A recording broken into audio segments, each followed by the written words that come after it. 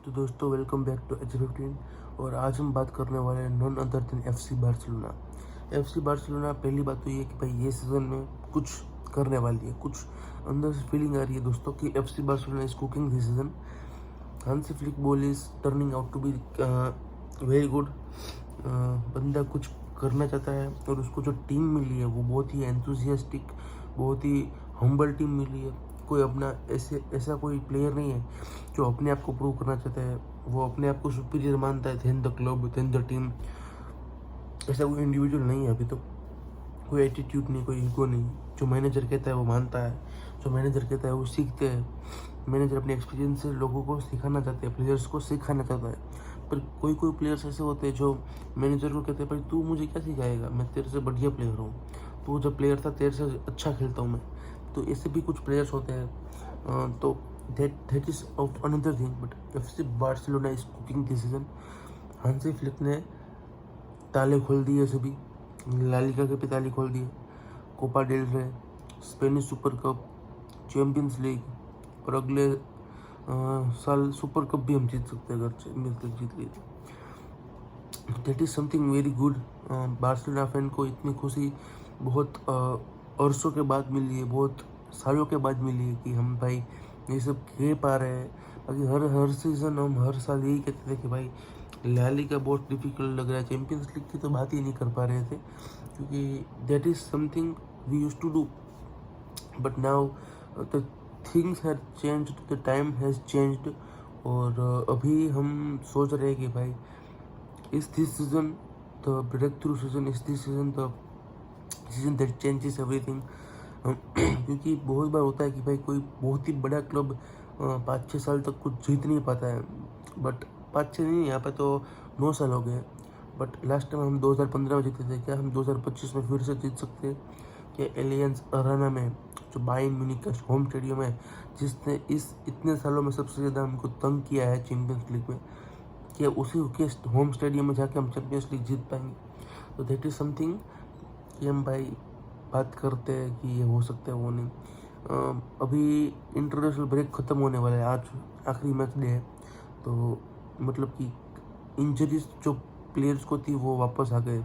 Danny Olmo is back, Fermin Lopez is back, Frankie de Jong तो वापस आ ही चुके हैं। But I am waiting for the one and only the Gavi Gavi Gavi Gavi Gavi जो था हमारा प्लेयर, वो पिछले एक साल से, पिछले 9-10 महीने से इंजर्ड था।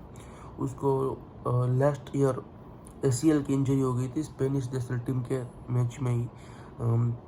वो खेल रहा था स्पेन के लिए और उसको ACL हो गया, और जिसके हिसाब से वो पिछले 10 महीने से बाहर था।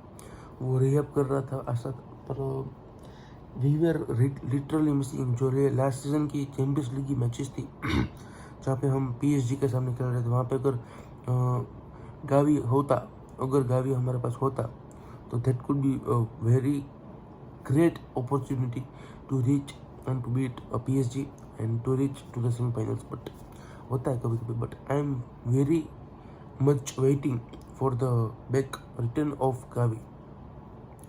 ऐसा कोई इमीडिएट नहीं सोचा है, मतलब कि हांसी फ्लिक ऐसा इमीडिएटली कमबैक नहीं करवाएंगे गावी का।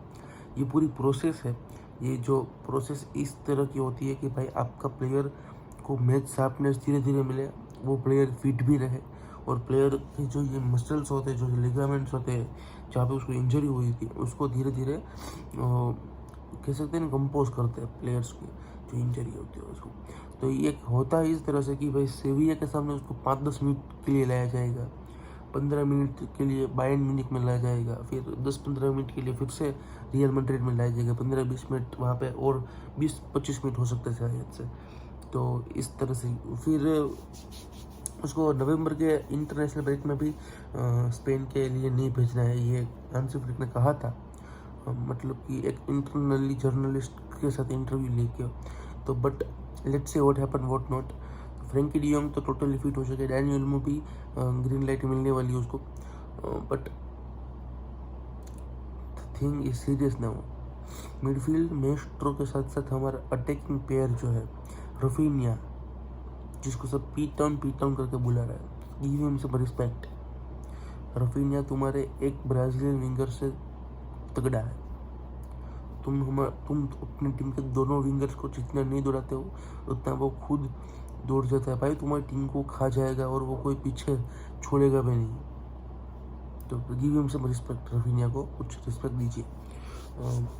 बाकी लेवेंडोव्स्की तो फॉर्म में है ही। Lewandowski is showing some levels to the young lads like Mbappe, Haaland, Harry Kane को भी वो कंपटीशन दे रहा है। तो that is something very brilliant at the age of 36 at FC Barcelona at the highest level बंदा खेल रहा है। तो हाईएस्ट लेवल ऑफ गोल तो भी बंदे ने यूरोप में मारे हैं। तो that is something to be praised, that is something to be taken consideration of कि भाई लेवेंडोव्स्की अभी भी है यूरोप में। बहुत लोग कह रहे थे कि उसको अल हिलाल में भेज दिया या अल नसर में भेज दिया, but that is not something. तो ये हो रहा है। डिफेंसिव लाइन में इनिगो मार्टिनेज है हमारे साथ, कुबार्सी है,